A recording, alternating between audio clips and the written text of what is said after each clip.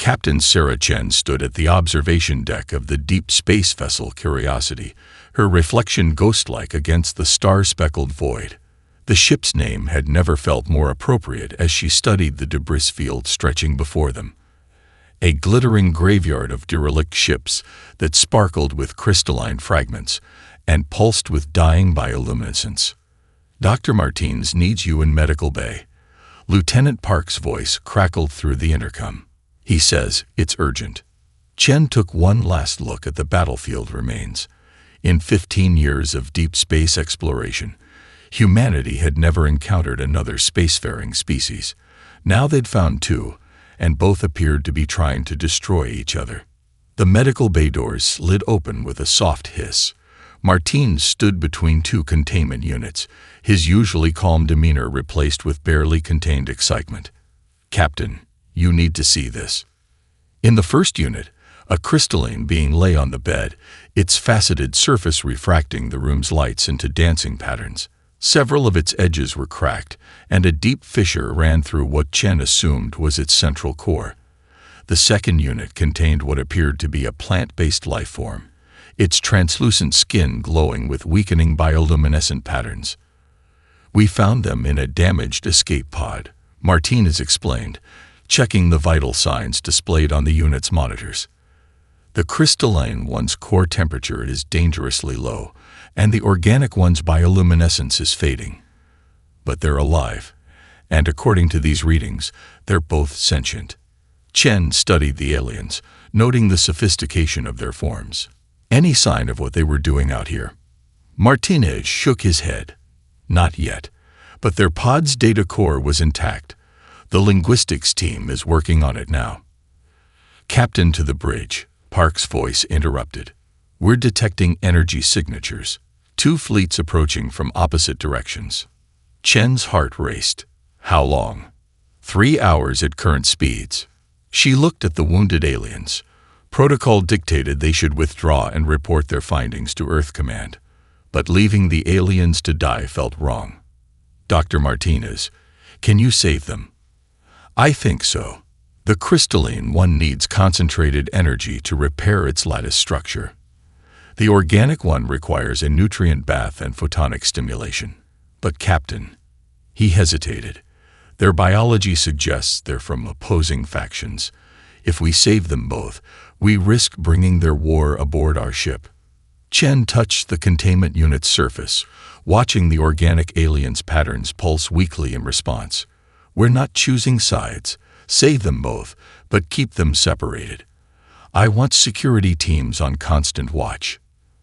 In the next hour, the linguistics team made their first breakthrough. The aliens were diplomats, one from the Lumini Empire, a civilization that transformed worlds into crystal gardens to harvest stellar energy, and the other from the Verdant Collective, which created living planets bound by conscious networks. Chen sat in her ready room, studying their preliminary findings. The pod's data contained fragments of diplomatic communications spanning 1,000 years of war. The cost in lives and worlds was staggering. "Captain," Park's voice was tense, "the fleets are accelerating. New arrival estimate, 90 minutes. She made her decision. Plot a course out of the debris field, but stay within the system. Lieutenant Park, prepare a first contact package for both fleets. Dr. Martinez, the treatments are working. They should regain consciousness within the hour. Good. When they wake up, we need to understand why they were together in that pod. 2 diplomats from warring factions don't share an escape pod by accident." Chen returned to the observation deck, watching her crew prepare for humanity's first official alien contact. The debris field sparkled behind them, a monument to the futility of war. But those 2 diplomats represented hope, proof that even in the midst of conflict, cooperation was possible. She touched her command insignia, feeling its weight. Humanity had dreamed of first contact for centuries, imagining it would come with either open arms or raised weapons. Instead, it had come with a choice: withdraw to safety, or risk everything to save 2 lives, and maybe, just maybe, help end a war that had raged longer than human civilization had existed. The crystalline fragments and organic remnants continued their eternal dance through space, waiting to see what humanity would choose. The Lumini diplomat's crystalline surface caught the medical bay's light, creating a cascade of rainbow reflections across the walls. Captain Chen watched as its facets began to pulse with an inner light, a sign Dr. Martinez said indicated consciousness returning. "I am prismatic emissary Tel," the being's thoughts transformed into words through the ship's newly calibrated translator. You saved me."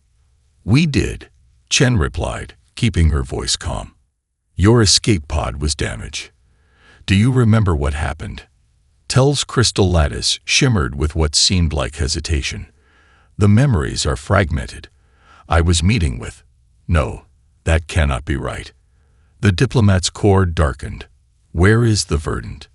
In the adjacent medical bay, separated by a privacy field, Dr. Martinez was conducting a similar conversation with the organic diplomat, whose name translated as Spring Song in Darkness, or Song for short. The verdant's bioluminescent patterns had strengthened, but they still flickered with uncertainty. "The Queen's," Song's translator conveyed, patterns pulsing urgently. "You must understand about the Queen's." Chen split her attention between both chambers, watching as two versions of the same story emerge. A millennium ago, the Lumini and Verdant had been allies, not enemies. Their queens, Prisma and Myris, had grown up together on a neutral trading world where both species coexisted. They were inseparable. Tel's crystalline form resonated with the memory. Queen Prisma developed her first crystal garden while playing with Queen Myris. They would spend hours seeing how light moved through the crystals to feed the plants Myris grew. In the other room, Song's patterns formed complex shapes that the translator interpreted as nostalgic sorrow. They promised to save dying worlds together. Myris would create living networks to distribute resources, while Prisma's crystals would harvest energy to power them. They called it the Harmony Protocol. What went wrong? Chen asked, though the debris field they'd found told part of the answer. Both diplomats grew quiet, their respective forms dimming. The first test of their combined technology had been on a dying world called Haven's Light. The initial results were promising, crystal spires channeling energy into a living network that spread across the planet's surface. But something went wrong, Tel continued, facets clouding. The crystal network overloaded. The living systems began to fail. Each queen believed the other had sabotaged the project, unable to accept that their method alone wasn't enough. Song's patterns turned dark blue with grief. The evidence of sabotage was too perfect, too convenient. We discovered data suggesting manipulation, but by then the Queen's pride had turned their pain into policy. The war began. Chen processed this information as Dr. Martinez ran new scans on both diplomats. Then why were you two in that escape pod together? The answer came in fragments, pieces of a larger puzzle. Tel and Song had been conducting secret research into the Haven's Light incident, meeting in neutral territory. They'd found anomalies in the original data, suggesting a third party had orchestrated the failure. Someone wanted our queens to fight. Tel's crystal structure vibrated with suppressed emotion. We were close to proving it when our meeting location was attacked. Song saved my life when my crystal matrix began to crack. I kept their core temperature stable when their systems started to shut down. Captain, Lieutenant Park's voice interrupted through the intercom. The fleets are holding position at the system's edge. They're both demanding we turn over their respective diplomats. They're also transmitting evidence that the other side arranged an assassination attempt. Chen looked between the two chambers, seeing how Tel and Song had each positioned themselves to face the other room despite the privacy field blocking their view. 1,000 years of war, built on a misunderstanding and maintained by pride, had cost countless lives. But here, in the neutral ground of a human medical bay, two diplomats had chosen to trust each other. Lieutenant Park, Chen straightened her uniform. Tell both fleets we've made an interesting discovery about Haven's Light. Invite them to send representatives to discuss it, separately for now. The dance of diplomacy was about to begin, and humanity would lead the first steps. The Curiosity's arboretum sparkled with an otherworldly light. Crystal collectors lined the transparent ceiling, transforming the harsh radiation of space into gentle ribbons of energy that fed the earth plants below. Captain Chen watched as Tel's crystalline form refracted the light, creating dancing patterns across the leafy foliage. Your integration of crystal technology is unexpected, Tel observed, rotating slightly to analyze a nearby solar collector. Primitive by our standards, but the principle is sound. Sometimes simple solutions work best, Chen replied, checking the time.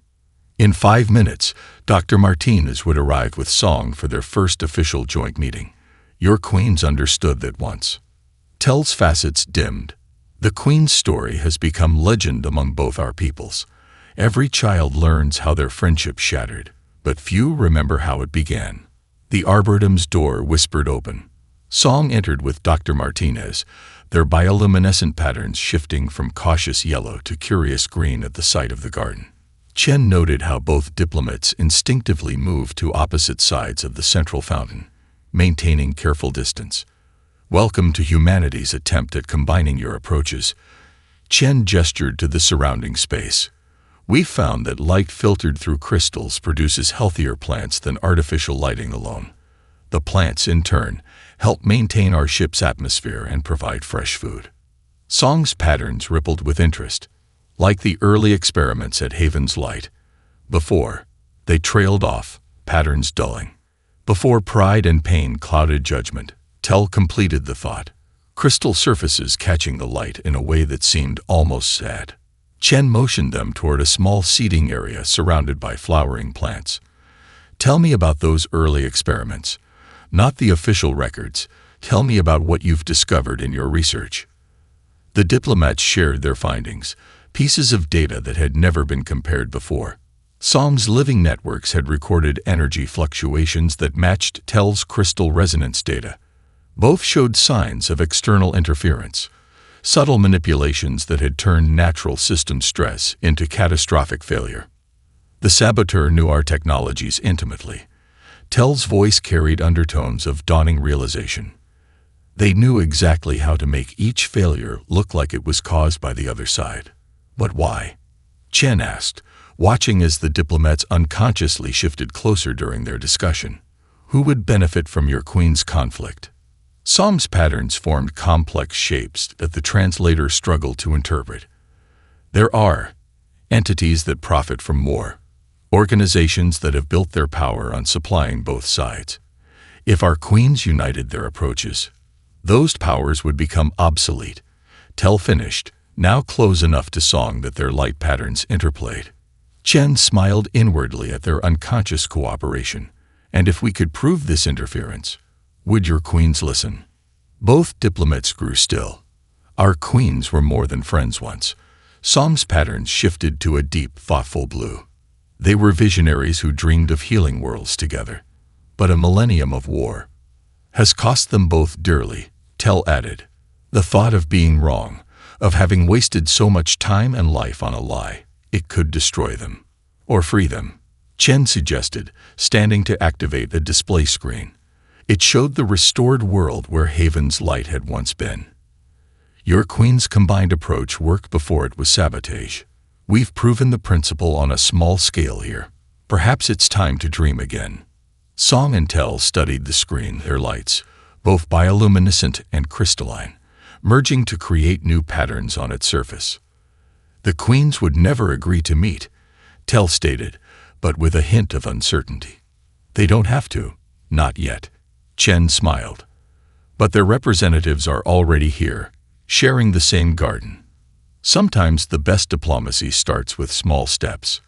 As if to emphasize her point, a flower bloomed nearby, its petals catching crystal-filtered starlight while its roots drew life from the ship's living systems. Like the plant, hope was taking root in unlikely soil, growing toward a light that had been hidden for far too long. Queen Prisma's arrival turned the morning sky into a cascade of rainbow refractions. Her crystalline flagship hung above New Singapore, like a faceted diamond, its surfaces catching and amplifying the sunrise. On the observation deck of the Earth Unity Tower, Captain Chen stood beside Tel, watching the play of light across the city's solar collection arrays. She will recognize the inspiration. Tel's own crystalline form sparkled in resonance with the flagship. The design of your collectors echoes early Lumini patterns. Halfway across the planet, in the bioengineered forests outside New Delhi, Queen Myris's living ship merged with the canopy, its organic hull adapting to match Earth's native chlorophyll patterns. Song watched from a nearby observation platform as the ship's bioluminescent signals harmonized with the rhythms of Earth's day-night cycle. The parallel diplomatic receptions had been choreographed down to the smallest detail. Neither queen suspected the other's presence on the planet, thanks to careful scheduling and the strategic positioning of Earth's own shielding technology. In New Singapore, Queen Prisma emerged from her ship in a shower of prismatic light.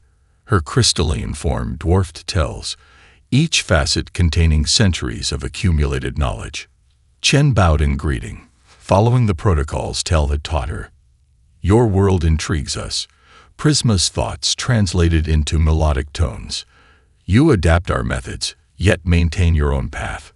Through quantum-encrypted channels, Chen received confirmation that Queen Myris was expressing similar sentiments about Earth's biological innovations to her reception committee in New Delhi. The queens, unknown to each other, were following nearly identical paths of discovery. Please, let us show you our city. Chen gestured toward the hybrid energy district, where crystal-lined buildings fed power into living green walls that regulated temperature and air quality. In New Delhi, Myris was discovering how Earth's scientists had adapted verdant principles to create self-sustaining urban ecosystems. Her bioluminescent patterns expressed surprise at seeing familiar concepts applied in novel ways. Your people bridge the gap between crystal and organic technologies. Myris communicated through her patterns. Much like, she stopped, her lights dimming momentarily. Chen received the report of this reaction and smiled inwardly. In New Singapore, Prisma had just hesitated similarly while observing a crystal array supporting a vertical farm. Both queens were remembering, even if they couldn't admit it yet. The day continued with carefully planned demonstrations. In Singapore, Prisma watched human children playing in a crystal garden, their laughter causing subtle resonances in the mineral structures. Her own crystalline form vibrated at a frequency Tel recognized as emotional response. They remind me of different times, Prisma admitted quietly, when discovery brought joy rather than tactical advantage. Meanwhile, Myris observed Earth's orbital ring, where solar energy collected by crystals powered vast atmospheric processors that were essentially artificial versions of her own living systems. Her patterns formed shapes that Song translated as nostalgic recognition. As evening approached, Chen coordinated with her teams through secure channels. The Queen's reactions had exceeded their most optimistic projections. Both had independently recognized the value of Earth's hybrid approach, and both had shown emotional responses to reminders of their past cooperation. They're ready, Chen told Tel as they watched Prisma's flagship catch the setting sun. Tomorrow, we show them the evidence. The risk is enormous, Tel's facets clouded with concern. If they react with anger rather than understanding, then Earth will have tried its best to heal a wound that has festered for too long. Chen replied, receiving final confirmations that both queens had retired to their respective ships. Sometimes the greatest diplomacy requires the courage to risk everything for peace. As night fell, two queens dreamed separately of a shared past, while humanity prepared to help them build a new future. The next day would either see the beginning of a new era or the end of Earth's boldest diplomatic gamble. The stage was set, and dawn would bring revelation. The warning came at dawn. Earth's solar monitoring stations detected a massive coronal mass ejection, far larger than anything in recorded history. Captain Chen stood in the Earth Unity Tower's control center, watching as the holographic display tracked the approaching solar storm. Our crystal arrays can't handle that much energy, one of her engineers reported, fingers dancing across control panels. They'll shatter under the load. The biological systems won't survive either, another added. That level of radiation will overwhelm their protective mechanisms. Chen looked between two displays, one showing Queen Prisma's flagship above New Singapore, the other tracking Queen Myris's living vessel near New Delhi. The queens remained unaware of each other's presence, but that was about to change. Captain. Tel's crystalline form pulsed with urgency. Queen Prisma is requesting permission to assist. She believes her flagship's advanced crystal arrays could shield your southern hemisphere. Before Chen could respond, Song's patterns flared. Queen Myris offers the same for the northern hemisphere. Her ship's living barriers could absorb the radiation and convert it to harmless bioluminescence. Chen smiled despite the crisis. Even separated by centuries of conflict, the Queen's first instinct was to protect others. Accept both offers, she commanded, and prepare for contact protocols. The solar storm's first waves hit Earth's magnetosphere, creating auroras visible even in daylight. In New Singapore, Queen Prisma's flagship ascended to a higher orbit, extending massive crystal arrays that began filtering the incoming radiation. The crystals sang with the strain of channeling such enormous energy. Meanwhile, Queen Myris's vessel spread through the northern sky like a living aurora, its organic matrices transforming deadly radiation into curtains of shimmering light. The sight was beautiful, but both ship systems were already showing signs of stress. The crystal arrays are approaching critical resonance, Tel reported, their own form vibrating in sympathy. They can't maintain this level of protection for long. The living barriers are saturating, Song added, patterns flickering with concern. They need a way to discharge the absorbed energy safely. Chen watched the data streams, seeing a solution in the interaction between the two systems. They need each other, she realized. The living barriers could safely channel the energy the crystals are struggling to contain. She opened communication channels to both queens simultaneously. Their shocked reactions at seeing each other appeared on separate screens, but Chen pressed on. Your Majesties, Earth needs both of you. Your systems working together are our only hope. Prisma's crystalline form shimmered with complex emotions. You dare to deceive us, to bring us together through trickery, to bring you together to save lives, Chen corrected firmly. Just as you once worked together to save worlds. Myris's patterns shifted through rapid colors. The radiation levels are still rising. My ship's barriers are failing. A moment of tense silence passed. Then Prisma spoke, her tone carrying the weight of centuries. Your barriers were always better at handling sudden energy shifts. My crystals excel at steady distribution. Like at Haven's light, Myris responded softly. Before we lost our way, Prisma finished. Captain Chen, coordinate the interface between our ships.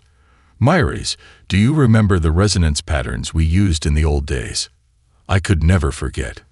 The next few minutes transformed the sky above Earth. Crystal arrays and living barriers merged into a hybrid defense system, each complementing the other's strengths. The queens worked in seamless coordination, falling into rhythms established centuries ago. As the solar storm reached its peak, their combined technology not only protected Earth but transformed the deadly energy into the most spectacular light show humanity had ever witnessed. Crystal-guided rivers of light flowed through living networks that pulsed with bioluminescent beauty. In the Earth Unity Tower's control center, Tel and Song moved closer together, their lights merging just as their queen's technologies had joined above. Chen watched the displays showing the queen's faces, seeing something ancient and wounded beginning to heal in their expressions. Perhaps, Prisma said quietly, we have more to discuss than just this crisis. Perhaps, Myris agreed, her patterns forming shapes that hadn't been seen in a millennium. It's time to remember who we were before we forgot how to trust. The planet hung in space like an unfinished painting, its scarred surface a testament to centuries of war.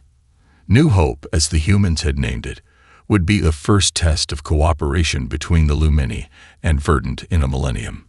Captain Chen watched from the Curiosity's observation deck as ships from both species moved into orbit, their crews equally uncertain about working together. The crystal seeds are ready for planting, Tell reported, their facets reflecting the planet's light, though some of our technicians still doubt they can harmonize with verdant systems. Song's patterns shifted thoughtfully. Our agricultural engineers share similar concerns. A millennium of designing systems to resist crystal interference is hard to unlearn. The experimental restoration zone sprawled across a continent-sized crater. Teams from both species worked under human supervision, their ancient technologies being integrated through Earth's simpler but more flexible interfaces. Crystal spires rose from the ground as living networks spread between them, each supporting the other in ways not seen since Haven's light. Chen's communicator chimed with an urgent message from Dr. Martinez. Captain, we've detected anomalies in both the crystal and organic growth patterns. Someone's tampered with the base templates. In the Crystal Control Center, a young Lumini technician named Spark worked alongside a verdant gardener called Dawn Through Leaves. They had bonded over shared stories of their grandparents' memories of a time before the war, when their species had celebrated each other's achievements instead of fearing them. These growth patterns don't match our submitted designs, Spark noticed, their crystalline form vibrating with concern. The resonance frequencies have been altered. Dawn's patterns flickered with recognition. The same with our neural networks. The connection nodes are misaligned. If we hadn't caught this, the systems would have appeared to reject each other, Chen finished, entering the control center, making both sides believe cooperation was impossible. Security teams from both species uncovered more evidence of sabotage. Crystal arrays had been subtly modified to produce frequencies harmful to verdant life. Organic networks had been programmed to reject crystal energy signatures. The saboteurs had planned for failure, but hadn't counted on the growing trust between the working teams. We found these in both our supply chains, Tell reported, displaying evidence of identical interference patterns. The same groups that manipulated Haven's light are still active. Song's patterns formed urgent shapes. They have agents in both our courts. The queens must be warned. But when Chen tried to contact the queens, she found communications blocked. Hardliners in both governments had moved to isolate their leaders, claiming evidence of treachery from the other side. We can't let them destroy this chance for peace, Spark declared, their crystal surface bright with determination. Not when we're so close to proving the old ways worked. Dawn's patterns rippled in agreement. Our teams trust each other now. We've shared meals, stories, songs. We know the truth. Chen smiled, seeing the same determination she'd first witnessed in Tell and Song reflected in the younger generation. Then let's show everyone the truth. Spark, Dawn, gather your teams. We're going to complete this restoration project ahead of schedule. Over the next several days, the combined crews worked tirelessly. Humans taught both species their techniques for emergency cooperation, developed through centuries of responding to natural disasters. Crystal technicians and organic gardeners traded ancient songs and stories as they worked, building trust through shared culture. When the queens finally broke through their isolations and arrived at New Hope, they found more than a successfully restored ecosystem. They discovered their people working together seamlessly, young Lumini and verdant sharing jokes and meals in the shadow of crystal spires wrapped in flowering vines. They remember who we were, Myris observed, her patterns forming shapes of wonder. Who we all were before the war. Prisma's crystalline form resonated with emotion.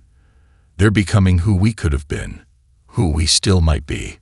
Chen watched as more ships arrived, carrying curious citizens from both empires eager to witness the restoration project. The hardliners had failed to understand a simple truth. Peace, like the hybrid ecosystem below, grew stronger when different systems supported each other. In the growing gardens of New Hope, the future was taking root. Deep beneath New Hope's restored surface, ancient sensors stirred to life. The planet's changing resonance patterns had awakened automated defense systems left over from the war, buried and forgotten by both sides. Captain Chen stood in the emergency command center, watching as crystal spires and organic networks began failing across the restoration zone. The weapons are targeting both crystal and organic frequencies, Tell reported, their facets clouded with worry. They're designed to destroy any attempt at combining our technologies. Song's patterns flashed with sudden understanding. This is what happened at Haven's Light, not sabotage by either side, but ancient weapons programmed to prevent cooperation. On the surface, crisis brought unexpected unity. When a crystal tower began to collapse, verdant workers used their living nets to stabilize it. When radiation from old defense systems threatened a verdant nursery, Lumini technicians extended their personal shields to protect it. "Look at them," Queen Prisma observed, her crystalline form resonating with pride. "They don't hesitate to help each other." Queen Myris's patterns shifted in agreement. They trust their instincts rather than ancient prejudices. Chen gathered the queens and their advisors around a holographic display of the failing restoration zone. "We need to shut down these defense systems, but their technology predates anything we've seen." "Not anything," corrected Dawn Through Leaves, the young verdant gardener. "The songs my grandmother taught me speak of the early days, when our systems were simpler but more flexible." Spark, the Lumini technician, brightened. "Our crystal records mention similar foundations. Before we specialize our technologies for war, they were designed to adapt and merge. Like Earth's systems," Tell added, understanding dawning in their facets. "What we dismissed as primitive might be the key." Chen nodded. Earth's technology evolved to bridge differences rather than enforce them. We can use our interfaces to speak to these ancient systems in their own language. Teams formed organically, mixing species and generations. Humans taught their emergency response protocols, showing how to coordinate diverse groups under pressure. Young Lumini and Verdant shared the ancient songs and formulas they'd learned from their grandparents, finding patterns that matched the old defense systems. In the command center, Chen watched as Queen Prisma and Queen Myris worked together for the first time in centuries.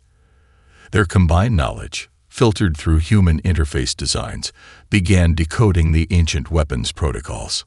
These aren't just defense systems, Myris realized, her patterns forming complex equations. They're repositories of our shared history. Prisma's crystal matrix hummed in recognition. The weapons were programmed by those who profited from our war, but they couldn't completely erase the original cooperation protocols. Layer by layer, they uncovered the truth. Haven's Light hadn't failed because of incompatible technologies or sabotage by either side. Hidden forces had used ancient weapons to enforce separation, profiting from the resulting conflict. "The real crime wasn't turning us against each other," Prisma said softly. "It was making us forget we were ever united." As understanding spread, the mixed teams found solutions.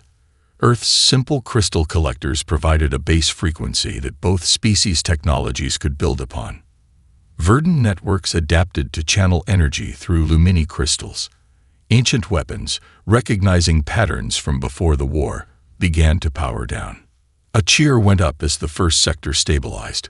Crystal spires pulsed with clean energy, feeding it through living networks that grew stronger by the hour. In their success, the teams found more than technological victory. They'd rediscovered their shared heritage. Chen watched as Spark and Dawn organized an impromptu celebration, mixing Lumini light songs with verdant growth dances. Humans joined in, adding their own music to the ancient harmonies. Even the queens participated, their combined energies creating displays of light and life that hadn't been seen in a millennium. "The hardliners were right about one thing," Song observed, their patterns bright with joy. "Once our people remembered how to work together, there was no going back to war." Among the restored gardens of New Hope, ancient songs rose again, carried on crystalline harmonies and living light. The heart of progress, Chen realized, wasn't in advancing technology, but in remembering how to trust. The Great Hall of Earth Unity Tower sparkled with crystal light and living colors as representatives from 3 species gathered for the signing of the Stellar Accord. Captain Chen stood at the window. Watching ships from all three civilizations moving peacefully through Earth's orbit, their different designs creating an ever-changing dance against the stars. "Did you imagine this outcome when you first found us in that escape pod?" Tell asked, their crystalline form reflecting the celebration's lights. Song's patterns rippled with amusement. She couldn't have planned it better if she tried. "I didn't plan it at all." Chen smiled, watching Queen Prisma and Queen Myris greeting arrivals together. "I just trusted that given the chance, people would choose understanding over fear." The hall held evidence of their success. Young Lumini crystals pulsed in harmony with verdant growth patterns, while human children played games taught to them by both species. Cultural exchange had flowed naturally once the barriers of distrust fell away. Near the center of the hall, Spark and Dawn presented their latest project, a hybrid garden where crystal formations and living networks grew together from the start, each supporting the other's development. Their design would become the template for restoration projects across 1,000 worlds. The old commercial powers tried to stop the peace talks. Tell noted, their facets catching the light. But they didn't understand what had changed. They thought they could still profit from division. Som's patterns formed contemplative shades. They never expected their own people to choose a different path. Chen watched as more guests arrived through the quantum gates, scientists, artists, and citizens from all three species eager to witness the historic moment. Among them were the grandparents who had kept the old songs alive, now teaching them to a new generation that saw hope where their ancestors had seen only differences. Queen Prisma raised her crystalline form, its facets casting rainbow light across the gathered crowd. A millennium ago, two young queens dreamed of healing worlds together. Today we reclaim that dream and expand it. The stellar accord creates not just peace, but a foundation for shared progress. Queen Myris's patterns danced with joy as she continued. "Earth showed us what we have forgotten. That strength lies not in perfecting one path, but in learning from all paths. Together with humanity, we will restore what was broken and discover new possibilities." The signing ceremony blended traditions from all three species. Crystal resonance carried the ancient songs of the Lumini, while verdant light patterns told stories of growth and renewal. Human music wove between them, bridging the gaps with harmonies that belonged to no single world, but brought out the beauty in each. Chen's communicator chimed with reports from New Hope, where the restored ecosystem had exceeded all expectations.